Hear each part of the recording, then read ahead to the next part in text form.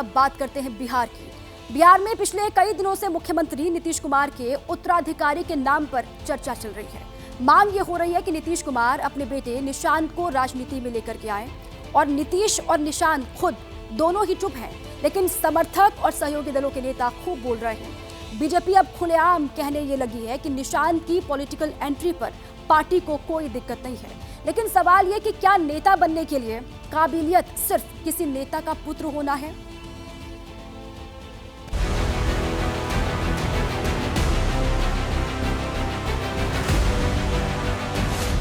Airport के दरवाजे से बाहर निकलते निशांत का ये वीडियो 21 फरवरी का है। निशांत नीतीश कुमार के इकलौते बेटे हैं और इस वीडियो को गौर से देखेंगे तो पाएंगे कि 49 साल के निशांत की चाल ढाल, चेहरा मोहरा, सब कुछ नीतीश कुमार की तरह है। इस उम्र में नीतीश भी इसी तरह दिखते थे। नीतीश भी राजनीति में बहुत ज्यादा बोलने वाले नहीं माने जाते। ये गुण निशांत को विरासत में मिला है। वो भी मीडिया की लाइमलाइट से दूर रहते हैं, लेकिन इन दिनों उन्होंने मीडिया से दोस्ती बढ़ा दी है। लगातार बयानबाजी कर रहे हैं। पिताजी को सब जनता वोट करें, फिर से लाएं, फिर से एनडीए को सरकार में लाएं। मुख्यमंत्री नीतीश कुमार जी एनडीए भी घोषित करें। पॉलिटिकल पंडित निशांत के इन बयानों को डिकोड करने में जुटे हैं, लेकिन समर्थक बैनर, पोस्टर और नारों से माहौल को टाइट किए हुए हैं। डिमांड कर रहे हैं, निशांत आइए, जेडीयू को संभालिए। 22 फरवरी को पटना में जेडीयू दफ्तर के बाहर ये पोस्टर लगे तो अटकलों को और हवा मिल गई, और अब जिस तरह से बीजेपी के नेता खुलेआम निशांत के पक्ष में वकालत करने लगे हैं, उसने इन अटकलों को पुख्ता करने की दिशा में कदम आगे बढ़ा दिया है। नीतीश कुमार जी को तय करना है कि आगे की राजनीति में किनको लाना नहीं लाना, यह उनका व्यक्तिगत फैसला है। हम लोग नीतीश कुमार जी के नेतृत्व में पूरी तरह कंफर्टेबल हैं। भारतीय जनता पार्टी को क्या प्रॉब्लम हो सकती है? सम्राट चौधरी ने एक दिन पहले एबीपी न्यूज पर यह बयान दिया तो पटना में बीजेपी के बड़े बड़े नेता निशांत के पक्ष में उतर आए, राजनीति में आने की वकालत करने लगे। एकदम आना चाहिए, एकदम आना चाहिए, एकदम आना चाहिए। सभी को राजनीति करने का हक है। किसी को रोकने का किसको अधिकार है? एकदम राजनीति करने का सबको हक है। सत्ता पक्ष के नेता और विधायक खुलकर निशांत की वकालत कर रहे हैं। नेता विपक्ष तेजस्वी यादव ने तो यहां तक कहकर सियासी आग लगाने की कोशिश की कि बीजेपी वाले ही नहीं चाहते कि निशांत राजनीति में आए। निशांत हमारे भाई हैं, उनका आदर है, सम्मान है। हम तो चाहेंगे कि भाई जल्दी आ जाए, नहीं तो भाजपा खा जाएगी जदयू को। जल्दी आना चाहिए, कमान संभालना चाहिए। कुछ संभावनाएं रहेंगी कि शायद बच जाए। बिहार में बजट सत्र की आज शुरुआत हुई है। एबीपी न्यूज की टीम ने बिहार के विधायकों का मन टटोला और निशांत की पॉलिटिकल डेब्यू के पक्ष में रिजल्ट आए हैं। लोकतंत्र के तपस्वियों को कोई रोकने की औकात नहीं है, किसी की ताकत नहीं है। कोई किसी को नहीं रोक रहा है। ये देखिए, आदरणीय प्रधानमंत्री भाई नरेंद्र मोदी जी सबको व्यवस्था दिए हैं और सब व्यवस्था में कायम रहेंगे। वो निशांत आ रहे हैं तो ये हम लोग के लिए बहुत खुशी की बात है। हम लोग बहुत खुश हैं। जदयू का मैटर है तो जदयू वाले जानेंगे। भारतीय जनता पार्टी में तो पार्लियामेंट्री बोर्ड तय करती है, और जनता के दिमाग में भी ये बात हो रही है कि बीजेपी वाले ऐसा ही काम करेंगे, नीतीश को खत्म करेंगे। निशांत के राजनीति में आने या न आने का फैसला नीतीश कुमार को लेना है।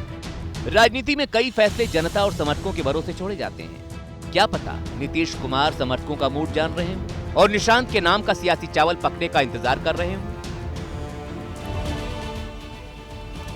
निशांत पर लगातार बयान देकर तेजस्वी यादव एक तरीके से बीजेपी और जेडीयू में झगड़ा लगाने की कोशिश भी कर रहे हैं। पॉलिटिकल कॉरिडोर में जिस परिवारवाद के नाम पर नीतीश के बेटे निशांत की सियासी एंट्री को फंसाने की बात की जा रही है, उस परिवारवाद का क्या वाकई बिहार की सियासत में कोई प्रभाव है? बिहार के सियासी पन्नों को अगर आप पलटेंगे तो पाएंगे कि यहाँ तो कहानी बिल्कुल उलट है, अलग है। बिहार में तो पॉलिटिक्स का मतलब ही है परिवारवाद। लालू राबड़ी के उत्तराधिकारी तेजस्वी, कर्पूरी ठाकुर के उत्तराधिकारी केंद्रीय मंत्री रामनाथ ठाकुर, भागवत झा आजाद के उत्तराधिकारी सांसद कीर्ति आजाद, जगन्नाथ मिश्रा के वारिस मंत्री नीतीश मिश्रा।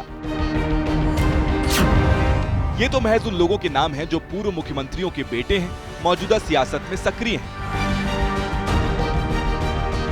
परिवारवाद का पन्ना पलटेंगे तो शायद ना तो कोई पार्टी बचेगी, ना कोई जिला, ना कोई शहर।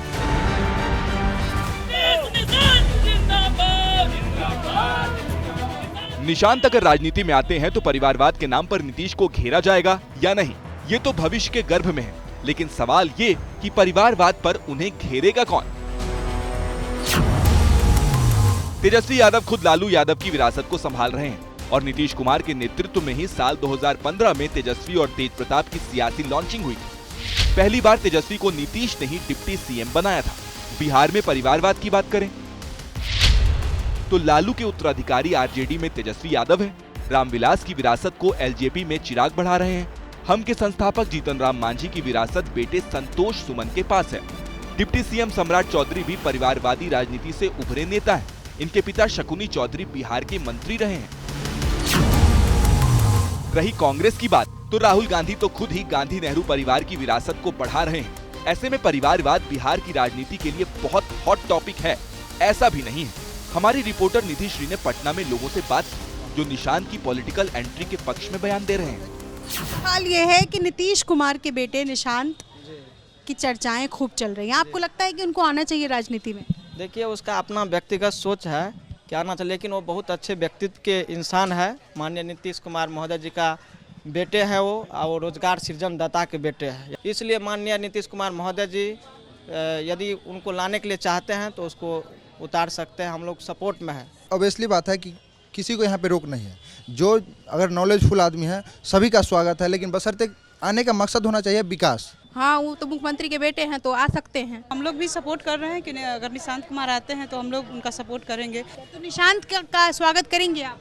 स्वागत है, वो आए, उनका हम वेलकम करते हैं। बिहार में दर्जनों विधायक और सांसद हैं जो परिवारवादी राजनीति की उपज है। परिवार की विरासत को आगे बढ़ा रहे हैं। ऐसे नेता जेडीयू में भी हैं, बीजेपी में भी हैं, एलजेपी आरजेडी में भी।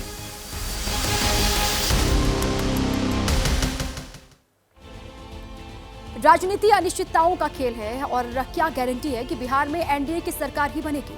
क्या गारंटी है कि बन भी गई तो नीतीश ही लाडले सीएम होंगे? ये सवाल आज खुद बिहार की चुनावी हवा में फैले हुए हैं।